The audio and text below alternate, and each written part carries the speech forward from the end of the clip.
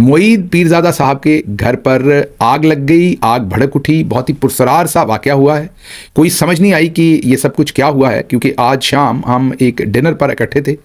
N उस वक्त जब हम डिनर पर थे तो मोईद पीरज़ादा साहब को एक फ़ोन आया जिसमें उनकी छोटी बेटी जो है उसने इंतहाई परेशानी के आलम में फ़ोन किया कि बाबा घर वापस आएँ, घर को आग लग गई है। बच्ची ने समझदारी ये की कि उन्होंने मोईद पीरज़ादा को फ़ोन करने से पहले जो एमरजेंसी सर्विसेज है 911 उनको फ़ोन कर दिया। बहरहाल मोईद साहब हमारे एक और मुश्तरका दोस्त के साथ वहाँ से फ़ौरी तौर पर रवाना हुए। कुछ और मेहमान थे, मैंने ज़ाहिर है फिर उनको हैंडल करना था क्योंकि वो जा रहे थे मोईद साहब, तो फिर उन मेहमानों के साथ मुझे वहाँ रुकना पड़ना था और वो वहाँ से रवाना हुए। फ़ोन पर मेरा उनसे रब्ता रहा। जब वो घर पहुँचे तो उससे पहले ही एमरजेंसी सर्विसेज जो हैं वो वहाँ पहुँच चुकी थी और अपना काम शुरू कर चुकी थी। आग जो है वो मेरा ख्याल है घर के गैराज से या उसके पास से उस इलाके से, मुल्हका इलाके से शुरू हुई और वो घर के अंदर की तरफ चली गई। अगर एमरजेंसी सर्विसेज थोड़ा सा भी और लेट होती तो शायद पूरा घर ही जल के जो है वो खाक हो जाता।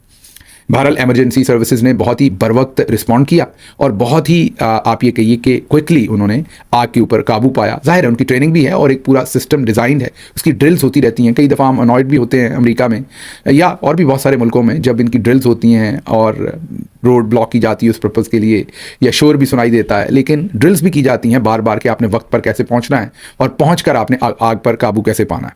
लेकिन उन ड्रिल्स का फ़ायदा भी होता है जब रियल सिनारियोज डेवलप होते हैं और चैलेंजेस होते हैं। लेकिन भारत उसके बाद दोबारा हम ज़ाहिर है हमारी मुलाकात हुई इस सारे वाक़े के बाद, तो सब कुछ जब मुझे पता चला कि किस तरीके से कितना नुकसान हुआ सब कुछ। चलें, ये तो असल बात तो ये कि वो और उनका ख़ानदान सेफ़ हैं। उनकी बेटियां, बेगम उनकी है नहीं आजकल मुल्क के अंदर, वो मुल्क से बाहर हैं, तो वो और उनकी बेटियां घर पर थी और वो सेफ़ हैं। सबसे अच्छी बात तो ये है। बाकी सामान और दूसरी प्रॉपर्टी वो तो बन जाती है, आनी जानी चीज़ है, जान है तो जहान है। तो सबसे अच्छी बात तो ये कि वो और उनके बच्चे सेफ़ हैं।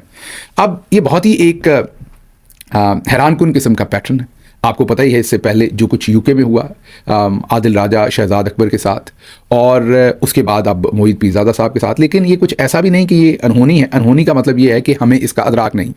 मसलन हमें जो बहुत सारी अथॉरिटीज़ हैं जो इन चीज़ों पर नज़र रखती हैं, उन्होंने मुझे भी और मोईद पीरज़ादा साहब को भी बहुत पहले से मोहतात रहने को कह दिया हुआ है या कहा है कि आप मोहतात रहिए। और यही उनकी ताकीद है कि अगर कोई ऐसा मामला भी हो तो फौरी तौर पर एमरजेंसी सर्विसेज को फ़ोन करें या फिर जो नंबर हमारे पास हैं उन पर रब्ता करके बताया जाए। ये सब कुछ जब ये होना शुरू हुआ है तो इससे पहले ही, क्योंकि वजह मैंने आपको बता दी है, वजह एक है, आप नाम लेकर तनकीद करेंगे। अगर आप नाम लेंगे तो फिर आप मुसीबत में। अगर आप नाम नहीं लेते फील्ड मार्शल साहब का, वैसे आप कुछ भी तनकीद करें कोई मसला नहीं है। फिर आपको सारी सहूलतें, आप अपनी सफरी सहूलतें भी इस्तेमाल कर सकते हैं, आप अपने बाकी मामलात भी। लेकिन अगर आप नाम लेंगे तो फिर आपको, अब जाहिर है मेरे पास कोई ऐसा सबूत तो नहीं कि मैं ये कहूँ कि ये उन्होंने करवाया या फलां ने कराया है। ना ही मोईद साहब ने ऐसी कोई स्पेकुलेशन की, ना ही शहजाद साहब ने, क्योंकि ये तो अब पुलिस का काम है, लॉ इन्फोर्समेंट का काम है डिटरमिन करना कि जो भी ये सारे वाक़यात हुए हैं उसके पीछे कौन है। लेकिन हम तो बात कर रहे हैं जो प्रेशर डाला जाता है, ओवरऑल जो डिज़ायर और डिमांड की जाती है वो एक ही है कि नाम ना लें।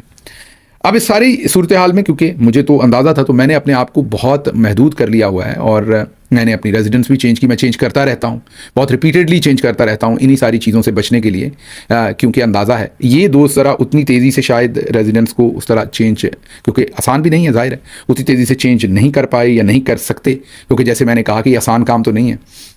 तो इसलिए शायद ये वजह है कि मैं अभी तक बचा हूँ, लेकिन किसी दिन भी नंबर आ सकता है। लेकिन ये मेरा आपसे वादा है कि जब तक ज़िंदगी है और जब तक अल्लाह ने ये, आप ये कहिए कि ज़िंदगी दी हुई है, वो तो अल्लाह के हाथ में कब तक है, जब तक ये दी हुई है तो जो आपसे एक कमिटमेंट है कि सच बोलेंगे और आपके सामने जो मेरा ज़मीर कहता है कि ये दुरुस्त साइड है और सच है, वो आपके सामने रखते रहेंगे।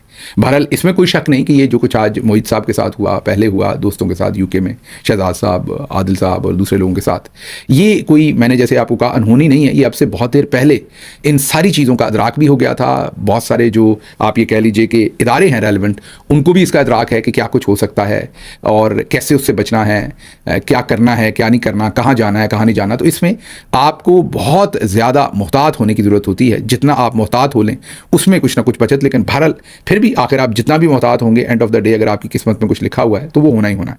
तो फिर जो भी होगा देखा जाएगा, अल्लाह की सुपुर्द। लेकिन ये आज एक अफसोसनाक वाक़या हुआ, वो आपके सामने रखना था और आपको सारी उसका बैकग्राउंड भी, क्योंकि आप में से कई लोगों ने खबर भी सुनी होगी और जाहिर है वो फायर ब्रिगेड की बहुत सारी जो गाड़ियाँ आई, जैसे मैं आपको वीडियो दिखा रहा हूँ, फिर घर के अंदर जो आग लगी हुई थी वो एटेक वगैरह में थी, छतें जो हैं तोड़ दी, दीवारें तोड़ दी और काफ़ी नुकसान हुआ ज़ाहिर है। तो वो एक अलग सूरत हाल थी जो आज शाम को ये सब कुछ जो है वो हमारे सामने हुआ। अब